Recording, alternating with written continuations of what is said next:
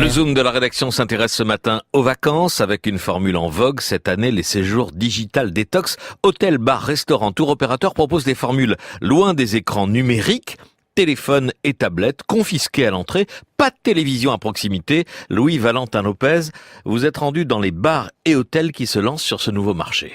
Et je vous emmène tout de suite, Patrick, dans un grand palace parisien, à 2 pas de la Tour Eiffel. Il propose une offre de digital détox.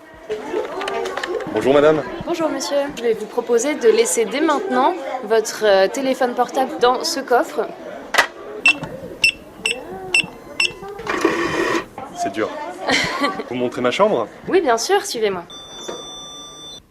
Comme vous voyez, la télévision a été enlevée. Le téléphone aussi, on en garde un par chambre maximum. 90% de nos clients sont des Parisiens qui cherchent de se détacher de tout ce qui est leurs habitudes électroniques, on va dire. Se déconnecter dans le luxe, mais aussi plus simplement autour d'une boisson. Au Café Coutume à Paris, les tablettes et les ordinateurs sont congédiés depuis le 18 avril dernier et ça ne passe pas toujours très bien auprès des clients. Il y avait un monsieur qui est venu et il a essayé de sortir un ordinateur à son repas. Il était pas très content. Il n'a pas voulu payer son café, il est parti. Je m'appelle Auréliane, je travaille ici depuis 1 semaine et demie, 2 semaines. Je trouve ça beaucoup plus agréable d'avoir des gens qui sont pas devant leurs ordinateurs parce qu'on peut plus facilement discuter avec eux, leur présenter les produits qu'on a, etc. Cette diète numérique 0% a séduit Tony, un habitué. Je laisse mon ordinateur chez moi. Ça permet en fait de lire, de parler avec les gens. On croise plein de monde en fait. Il y a toujours des habitués. Du coup, ça permet d'avoir une sociabilité en fait, tout simplement. Des cafés, des hôtels, mais aussi maintenant des agences de voyage, Louis Valentin. Oui, Patrick, comme celle de Vincent Dupin, Into the Tribe, littéralement dans la tribu, jeune entrepreneur rencontré dans un parc, loin des écrans.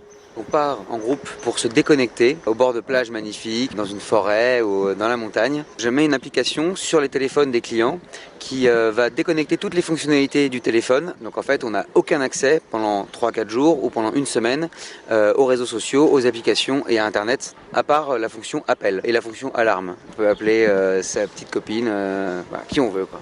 Zacharia, 29 ans, a expérimenté la formule. Quelques jours dans le Berry, pas de regret. Redécouvrir certaines choses simples, ne serait-ce que l'ennui, mais un ennui qui nous permet aussi de développer notre curiosité, notre imagination.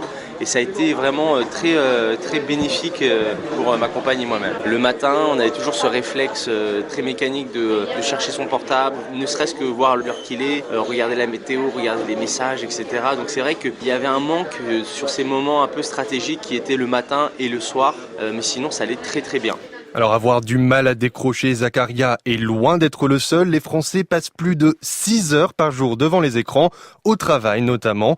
Pour Yannick Châtelain, auteur de « Mes mails m'emmêlent », les dangers de l'hyperconnexion sont réels. Dans l'entreprise, pour exister, il faut communiquer. Le nombre de mails qui sont envoyés par jour sont complètement délirants.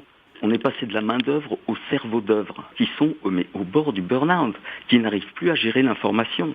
Exister, c'est paraître.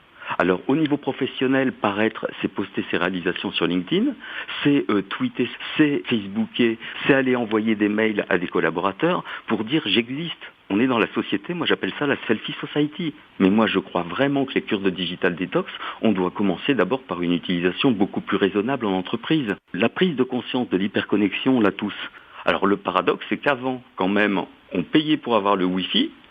Maintenant, on paye pour plus avoir le Wi-Fi. Et le Wi-Fi rend addict la nouvelle génération. Les plus jeunes ne sont pas encore prêts pour la digital detox. Pas du tout d'écran. Mais c'est horrible, c'est impossible. Parce que je peux pas rester un jour sans toucher un écran. Et toi, tu pourrais ? Oui, parce que ça fait du bien aux yeux et au cerveau. Reportage de Louis Valentin Lopez. Merci beaucoup pour le Zoom de la rédaction.